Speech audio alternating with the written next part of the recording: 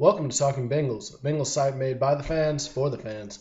Check out Talking Bengals on iTunes, Google Play, Buzzsprout, and follow us on Facebook, Twitter, and on YouTube at Talking Bengals. Now, let's join the conversation. Hello and welcome to Talking Bengals episode 15. It's the last show before the draft, so thank goodness we're almost done with mock drafts. We are so close at this point. I'm excited. Nick, how you doing? I'm doing good this week, Casey. How about yourself? Doing really well. So the big thing that came out this week is the 2017 NFL regular season schedule. Nick, what do you think? I think that the schedule looks like it's going to be all right. The preseason looks like, we're going to have a couple good games that, we're going to be able to see a couple of the games where, the players are really going to have to perform. I think my son agrees with this as well. I think, Sunday, September 10th, with the Baltimore Ravens at home, I think that's going to be probably one of our harder games of the year, not only because it's the beginning of the season, but because it's the Ravens. And generally, the Ravens are at least halfway decent. Then you got the Houston Texans on Thursday night, blah, blah, blah. But I think the real game that I know you're going to love to talk about, yeah, he knows what I'm getting ready to say, the Pittsburgh Steelers at Cincinnati on Monday night. I think that is going to be the game to watch this year, just simply because it's the Bengals Steelers game. It always gets a little rowdy, and the players' backsides always come out. So I think that Monday night game is going to be the game to watch this year, especially if you're just talking about the Bengals schedule. Casey? Well, I think it's interesting the way we have the Ravens in week one, and then we also have them to close out the season. So we get them at home, and that's the Bengals' first time having a home opener, I want to say, since 2009. So, yeah, the Bengals don't get to play at home to start the season very often. And they get the Ravens, so you get a division rival the very first week at home, and then the last week of the season you get to play them in Baltimore. And that game could have serious ramifications. There could be some playoff implications going on. And that, getting to the Steelers game, I think that one, it all depends. Are the Bengals in the hunt at that point? Because I'm pretty sure Pittsburgh will more than likely be in the hunt, because when aren't they in early December? So it'd be very interesting, in my opinion, to see just are the Bengals still playing for something in December. Hopefully they are. I'd love for that game to be, a statement game to the league. The Bengals are here. We're going to win. We're beating the Steelers in prime time in December, and that'd just be huge. But the schedule makers didn't do us any favors by giving us Houston in prime time in the second week of the season. When's the last time the Bengals beat the Texans? I don't even know. I'd have to look that up. Goodness gracious. We have just been embarrassed by the Texans how many years now? We lost to them on what should have been a game-winning field goal. Lost to them the year before on a primetime game on a one-touchdown drive, I'm pretty sure is all they had. So, the Texans just like to embarrass the Bengals, and not to mention the back-to-back years in the playoffs. So, I don't like seeing the Texans in primetime so early in the year. That makes me just cringe. But, overall, the schedule doesn't look that bad. Not to speak ill of the league, but the AFC South is not really that impressive. I think we could win all of those games, other than the Texans maybe. But, there's not really that many bad games on here. The Broncos would probably still be pretty tough. The Vikings, The Lions, maybe. The Bears, no, not really. We should beat the Bears with no problem. The Packers are another iffy team. They may be a tough game. But there's one team in the NFL that Aaron Rodgers has never beaten, and that is the Cincinnati Bengals. So hopefully that can hold true. But I'm looking forward to the 2017 season. Like I said, we're getting really close. And this season will be really special if the Bengals do well, because this marks the 50th anniversary of the franchise. Mike Brown penned a letter to the fans concerning the 50th anniversary. Nick, what you got? I want to say it was classy, the way that he came across. Just simply for the fact that, it's Mike Brown. You don't expect something like that from Mike Brown to the fans. I personally have never seen anything like that come from Mike Brown. So hopefully that was really a heartfelt letter that he wrote, and not just somebody in his office that wrote it for him. So, you could really make a good point that Mike Brown's really trying to do something good for the Bengals and Cincinnati this year by that message. But also, I'm got to be kind of pessimistic with it as well. I mean, you're looking at somebody who has used his office to make messages for him before. So, um, I don't know, man. 50th anniversary season. Mike Brown sends out a message to the fans, thanking the fans for the support. He acknowledges the fact that we've been here through good times, bad times, and different times. Heck, there's seasons where it'd probably been better just to wear a brown bag to the games. Um, but it's the 50th season that the Bengals have been a team, that they've been a franchise. It's kind of a big year. The Bengals were to at least win one playoff game for Cincinnati this year. Just one playoff game. Even if it's just a wild card game and gets them to the next game, they at least would have a playoff win, a win in the postseason. That, in my book, to me, that would at least say, hey, we're heading in the right direction. Casey? It was nice of him to acknowledge the fans and, the true fans. Because Cincinnati, we've had some bandwagoners, especially 2005, I think, was the biggest bandwagon jump on of any season that I've been alive for. You had a garbage team, a garbage team, a garbage team, then all of a sudden you go 11-5, and everybody's sporting stripes, and the orange and black's here to stay, and then the Bengals falter over the next few seasons, and from there on it was pretty bad. And you had fans just falling off the wagon. But if you looked, if the same people who were there during all these terrible years, the 3-13s and the 2-14, a lot of 7-9, some 6-10s, where people were wearing the brown bags. I remember being a young kid and seeing the brown bags in the stands with the boo faces and everybody with the thumbs down. And you never like to see a fan do that to his own team. But at the same exact time, that guy's still there. He's still paying his money. He still wants to support a team. He just didn't like that it was such a bad team on the field. So I'll at least give Mike Brown a little bit of credit because, he did acknowledge the fans. He said, thank you for sticking by a garbage product when I put a garbage product on the field. And there was some optimism in his letter, saying that, this could be a good year for us. This should be a good year. Great things are to come. But I don't know. It's kind of a hollow letter. A thank you only means so much. And, saying thank you for sticking by us only means so much. You need to back it up with some action. I really feel like they need to back it up with action. So we'll just have to wait and see if this season is, that great year that we've all been waiting for. And, maybe the 50th anniversary has a lot more to play on it. But we'll just have to see. Speaking of 50th anniversary, they had a lot of former players come out and do a luncheon, the meet and greet with some of the fans, which I think is good. It's good to talk about, things like the 50th anniversary of a team. But I'd be interested to see, how many of those players are going to be celebrating at the end of the year if the Bengals do something great, or are they all just going to be going, well, at least we showed up for the 50th anniversary before it fizzled out. Nick, got any thoughts to rebut that? I see where you're coming from. Players that haven't been here for very long that, just coming in, or they're just here for, this is a stepping stone. I don't think that those players really understand the fan base.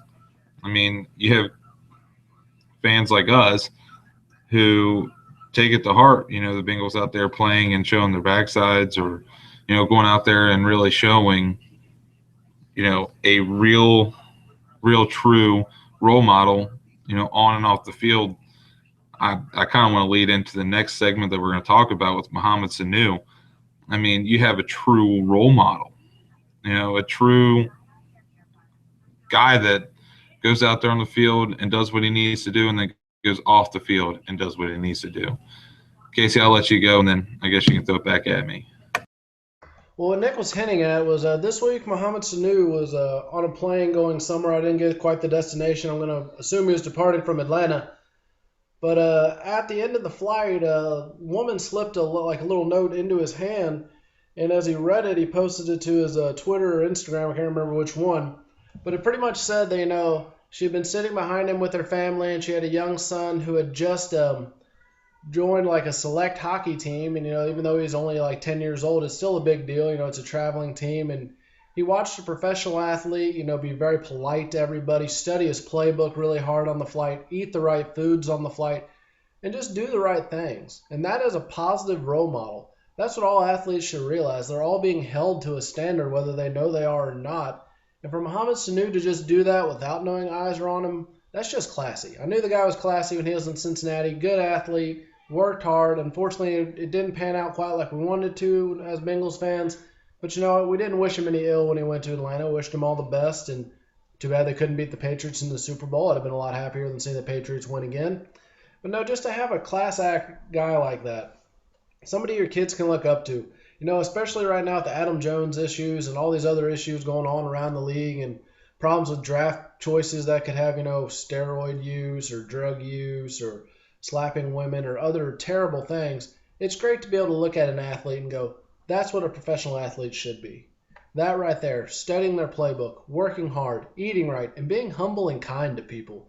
Well, that's just a big deal. It's a privilege to get to play a professional sport. It is not a right. You didn't, just earn the right to be a jerk to everybody because you're fast or can catch a ball or can hit somebody really hard.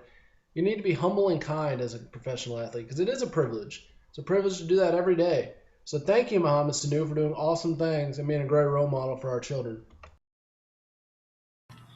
I mean, I'm just going to build on what Casey said. I mean, just being a great role model for the kids. I mean, you grow up with athletes like what we did with like Michael Jordan, with um, Pippen, and then you got Dennis Rodman. I mean, you're looking at guys that vastly differ in the way that they approach the game and approach off the court or field or whatever the playing surface is. I mean, you look at Mohamed Sanu, and like what Casey said, I mean, you're looking at a guy who didn't even know people were watching him, didn't know that they recognized who he was, and he's on a plane. I would imagine he's saying yes sir, yes ma'am, no sir, no ma'am. Just being respectful and kind, and then doing the right things when he doesn't think anybody's watching. I mean, that just shows he has integrity. Just he thinks highly of himself, and he puts himself at a higher standard than what he puts everybody else. And I think that's what somebody has to do in his position as being a better player, a better person. You have to put yourself with higher standards. You have to raise your own standards, and raise your integrity to even be any kind of a role model for anybody. Pac-Man Jones is not a role model. We've already gone to that to exhaustion. We beat that dead horse even more deader. So I mean, you're looking at Mohamed Sanu, a man that has character, he has integrity, and he is a true role model for the kids. You can't really say any too much more. I mean, you can't really say any more than what we've gone to. Casey? I'm really glad people don't check our grammar or proper English at the end of the show. I don't remember the fifth grade teacher. I think you probably had a fifth grade teacher, Miss Musselman, if I remember right. She used to say, every time people use bad grammar, my teeth hurt. So yeah, you'd be making her teeth hurt right now. Goodness gracious. Hey. Hey, it's Mo Gooder. Most goodest, right? Anyways, let's move on to Roasted or Boasted and get into some fun topics with that. So this week, we're talking about the 50th anniversary and all the great things that go on with that. The Bengals have not actually fared very well when it comes to their 30th and 40th anniversaries. They've actually had the identical record for both of those years, 7-9, 7 wins, 9 losses. So Nick, roasted or boasted, the Bengals will be 7-9 this season in their 50th anniversary. I'm going to be optimistic. I'm going to roast that they're going to be 7-9. I hope that they come out being 8-8 or better. I don't know. It's time for them to come out and on one of their 30, 40, 50th anniversaries. I think it's time for them to step up and really come out and play. They showed last year that they had enough talent to do so, but they didn't have the smarts on and off the field. I think this year I think that they can learn from their mistakes. Um, I hope that Adam Jones, turns over a new leaf. I don't see it happening, but you can always hope and pray. But like I said, man, I'm gonna roast it. I think they're gonna go at least 8-8, maybe even 9-7, and we're gonna pray for that playoff win. Well, I'm just going to roast it off of the premise that, what is the likelihood of being 7-9 again? I mean, that's not a very likely record to have three times every like 10 years. So I'm hoping it's not 7-9. If it is, there's just a curse of the anniversary seasons, and we need to just somehow skip the 60th if this is the case. So yeah, 7-9 would be almost unbelievable. Like it just wouldn't make sense to have it happen again. I mean, I think the last time the Bengals were 7-9 was mid 2000s, so it's been a while. So I'd really like to avoid that 7-9 stretch, and hopefully win a few more games than that. Maybe be 10-6, 11-5, I've always had a theory in my head, and I'm probably completely wrong. But the Bengals have been 12-4 both times they've gone to the Super Bowl and lost. If the Bengals could ever be 13-3, that's the year they win the Super Bowl. 13-3 or better, they're going to win the Super Bowl. Because 12-4 gets them there, but they lose. 13-3 or better, we're hoisting the Lombardi Trophy at the end of the year. Champagne rains from the sky, and great things happen for Cincinnati. So maybe that's just crazy, but I think it'll be better than 7-9. So on to a topic of which Cincinnati sports team is going to be better this year. We've had a lot of optimism in the Reds, and they've been kind of faltering as of late, and especially against Milwaukee Brewers for some crazy reason. But let's just go ahead and put it out there. The Reds will have a better winning percentage than the Bengals, roasted or boasted. Well, I think my son's going to agree with me on this one, and I'm going to say that the Reds will not have a better winning percentage than the Bengals. So I guess the way that we worded it, that's a roasting. I mean, the Reds are young. They have guys with talent. They have a couple senior guys on the team that they can really come out and play. But I mean, we have a lot of pitchers that are doing a lot of first for their career, like first time pitching in the majors, first time throwing a perfect inning. I mean, 3 up, 3 down. You're looking at a lot of firsts, especially for the Reds. So I'm going to say the way that we worded it, I'm going to roast it because I think that the Bengals are at least going to go, 500 or better. So, and the Reds just, I don't know. I mean, you saw the last season and the seasons before. I don't see that they're going to do it 500 or better. Casey? Well, let's just put it this way. If the Reds have a better winning percentage than the Bengals, Evan Williams is going to make a lot of money off of me because there's going to be a lot of drinking going on Sundays. And it's going to take a lot more than beer to get me through. I mean, goodness gracious, I don't think the Reds will be anywhere close to 500. I think they may be a little bit of an improvement from last year. But if the Bengals to go as low as the Reds, what are we talking here? 5 wins maybe, 6 wins at the most. That's back-to-back very depressing seasons. Please don't do that to us, Bengals. We need some hope in the Cincinnati area. I mean, the Reds have had a few glimmers of promise this season. The future may be bright, but let's just call it what it is. Like you said, this season it's just not going to happen. So definitely roasting that the Reds will have a better winning percentage than the Bengals. And please, for the love of God, let us be right, because otherwise it's going to be a very depressing season. So, Nick, what's our final roasted or boasted topic for this evening? I don't know. I was kind of thinking of going away from roasted or boasted for my topic.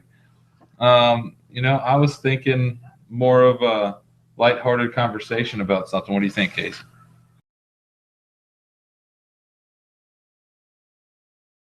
I think that could work. What do you got in mind?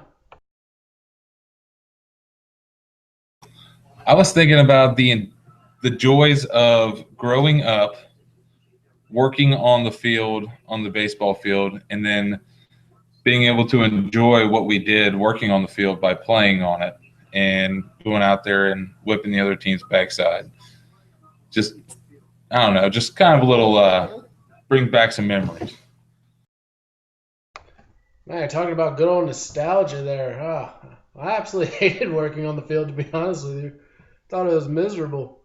Especially, I didn't pitch at that point, so I'd always have to work on the opposing team's bullpen. And that was just no fun at all. You had to try to tamp it down, get it just right, because even though they're the opposing team, you want them to have a good bullpen because your field reflects who your team is in some ways. And I just remember probably one of the dumbest things we did as far as maintaining a field was we put the giant weight with the cinder blocks on the back of the gator, like to drag the field. And all you ended up with was giant ponds out there behind second base and shortstop. Then we ended up like digging out the grass to try to drain the water. And for years, I know our high school field had those terrible dirt baselines that would just flood. And they were supposed to be, I guess, to keep the balls fair when you tried to bunt them down the line, but it'd always be like a half pipe and the ball would just jump right out. But I mean, no, looking back, working on the field, builds a lot of character. It makes you buy in more to what you're doing. It's not just, you show up and play. You're invested. You painted that dugout. You actually got to work on your position. If the field was terrible, you're partly to blame for the field being terrible. If the field's great and that ball takes the role you like, then you did part of the job. So at the time, absolutely miserable. I will agree. I'll have to say 100% absolutely miserable. But looking back, it built a lot of character. And, it gives you some pride. I mean, I'm pretty sure that there's a few places on that field that are still the original paint that we put on the dugout or something else. So, yeah, there's a lot of pride there. Nick? I mean, I remember putting together the batting cages behind the home team dugout at Boone. I mean, that in and of itself, we put down the concrete, we laid the concrete, we smoothed it out. I mean, that same batting cage is still there, same netting and everything. I remember working on the field before practice, and then we'd work on it after practice, get ready for the game the next day. I mean, like you said, I mean, it just built character. It built, that team aspect that everybody has to pitch in and do something. I mean, it shows. It goes to show. We even in college, we helped work on the field. We yeah, we would work. We would work on the field. We would get the field ready. We would throw a quick dry down. I mean, there was days, even in college, where we take the tarp off and the field would still be wet. So, I mean, we'd be out there raking the field, 2-3 hours before anybody else would even show up. So, I mean, at least the guys that didn't have to skip the important classes.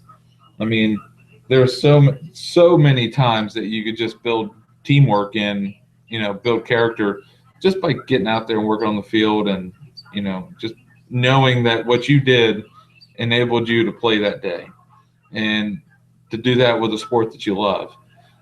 And I don't know. I just don't think there's anything better than that, especially for a young person to get out there and see what they can do. Yeah, it was a good little conversation, a little stroll down memory lane. It's been a long time since I've thought about a lot of that. So since you had a good topic, I'm going to let you lead off final thoughts. My final thoughts is that I hope that when my son gets old enough to start liking these professional players, I hope that he can find a role model like what Mohamed Sanu is, somebody who is, that good on and off the field, somebody who is that disciplined, who has integrity, and that can really come through even when he doesn't think anybody's watching him.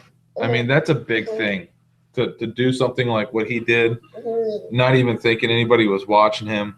I mean, that just shows the real man he is. I mean, to have a role model like that in a child's life, I don't think there's anything better. And I think that's going to be the last of my final thoughts, man.